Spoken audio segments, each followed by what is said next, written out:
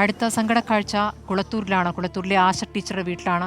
ആശ ടീച്ചറെ കുറിച്ചും കുട്ടികൾക്ക് പറയാൻ 100 നാവായിരുന്നു. ശരൺ അവിടെയുണ്ട്. ശരൺ കുളത്തൂരിലെ ആശ ടീച്ചറുടെ വീട്ടിലാണ്. ഊർജ്ജസ്വലയായ അധ്യാപിക, എല്ലാ പരിപാടികൾക്കും മുന്നിൽ നിൽക്കുന്ന അധ്യാപിക. നമ്മൾ ആ ദൃശ്യങ്ങളിൽ തന്നെ കണ്ടതാണ്. ടൂറിന് പോയപ്പോഴുള്ള അവരുടെ സന്തോഷവും അവരുടെ പാട്ടും കളിയും ചിരിയും ഒക്കെ നമ്മൾ കാണുകയാണ്. എന്താണ് ആശ ടീച്ചറുടെ വീട്ടിലെ കാഴ്ച?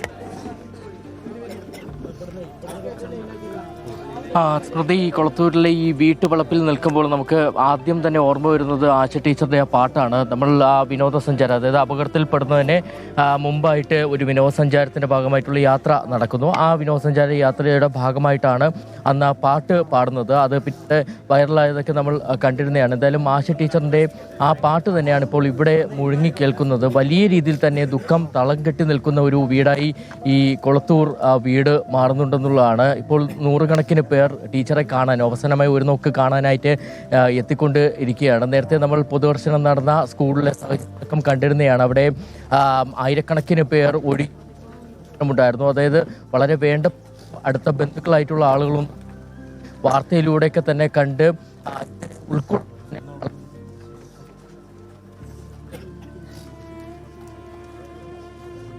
കൊളത്തൂരിൽ വീട്ടിലും കാണാൻ കഴിയുന്നത് ഒരുപാട് ആളുകൾ പല സ്ഥലങ്ങളിൽ നിന്ന് ഇവിടേക്ക് ഒഴുകിയെത്തുന്നതാണ് നമുക്ക് കാണാൻ കഴിയുന്നത്. അവസാനമായി ഒരു നോക്ക് കാണണം. ഇതോടൊപ്പം തന്നെ ആശ ടീച്ചർ നേരത്തെ വളരെ സന്തോഷത്തോടു കൂടി നമ്മളിവിടെ എത്തി നാട്ടുകാരുമായി സംസാരിക്കുമ്പോൾ പറഞ്ഞിരുന്നത് ആശ ടീച്ചർ എന്നുള്ളത് ആ സ്കൂളിലെ കുട്ടികൾക്കും സഹ അധ്യാപകർക്കും മാത്രമല്ല ഈ നാടിനാകെ തന്നെ വളരെ പ്രിയങ്കരിയായ ഒരു ടീച്ചറായിരുന്നു എന്നുള്ളതാണ്. ആർക്കും എന്ത് വേണമെങ്കിലും ചോദിക്കാനും ചോദിച്ച് പഠിക്കാനുമുള്ള ഒരു അവസരം ഒരുക്കിയ ഒരു ടീച്ചർ കൂടിയായിരുന്നു. ആ നിലയിൽ തന്നെ ഈ നാട്ടുകാരെ സംബന്ധിച്ച് വളരെ വേണ്ടപ്പെട്ട ആളായിരുന്നു. ആ ഒരു അന്തിമോചനം അർപ്പിക്കുന്നതിലും അത് നമുക്ക് കാണാൻ കഴിയുന്നുണ്ടെന്നുള്ളതാണ്. സ്ത്രീകളാണെങ്കിലും കുട്ടികളാണെങ്കിലും പുരുഷന്മാരാണെങ്കിലും ഒക്കെ തന്നെ അവരുടെ ഒരു നീണ്ട ക്യൂ ആണ് നമുക്ക് ഈ വീടിന് മുന്നിൽ കാണാൻ കഴിയുന്നത്. ആശ ടീച്ചറിനെ കുറിച്ച് പറയുകയാണെന്നുണ്ടെങ്കിൽ ടീച്ചറിന് 3 മക്കളാണ് ഉള്ളത്. ഒരാൾ എഞ്ചിനീയറിംഗ് പഠിക്കുന്നു. ഇതിന് പുറമെ ഒരാൾ SLCയും മറ്റൊരാൾ 6ാം ക്ലാസ്സിൽ നിന്നുള്ള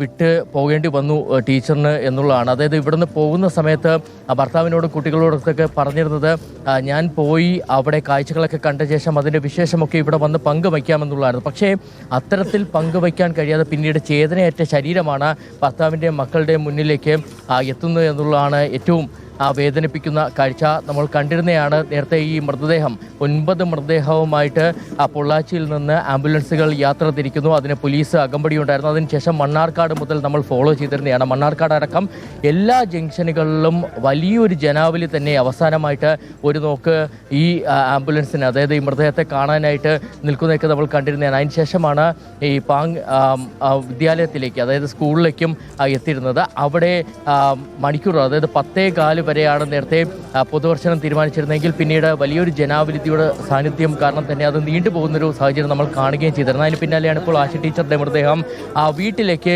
എത്തിച്ചിരിക്കുന്നത്. വൈകാതെ തന്നെ സംസ്കാര ചടങ്ങുകളിലേക്ക് കടക്കേണ്ടതുണ്ട്. അതുകൊണ്ട് തന്നെ വേഗത്തിൽ ഈ പൊതുദർശനം പൂർത്തിയാക്കാനുള്ളൊരു ശ്രമത്തിൽ കൂടിയാണ്. പക്ഷേ ഇപ്പോഴും നമുക്ക് ഒരു വശത്ത് വലിയൊരു ഒഴുക്ക് കാണാൻ കഴിയുന്നുണ്ട്, നീണ്ട ക്യൂ കാണാൻ കഴിയുന്നുണ്ടെന്നുള്ളതാണ്. ആളുകളൊക്കെ തന്നെ ഇങ്ങനെ കാത്തു നിൽക്കുകയാണ് ടീച്ചറിനെ അവസാനമായി ഒരു നോക്ക് കാണാൻ. ശരണാണ് ആശ ടീച്ചറുടെ വീട്ടിൽ നിന്നുള്ള വിവരങ്ങൾ നൽകിയത്.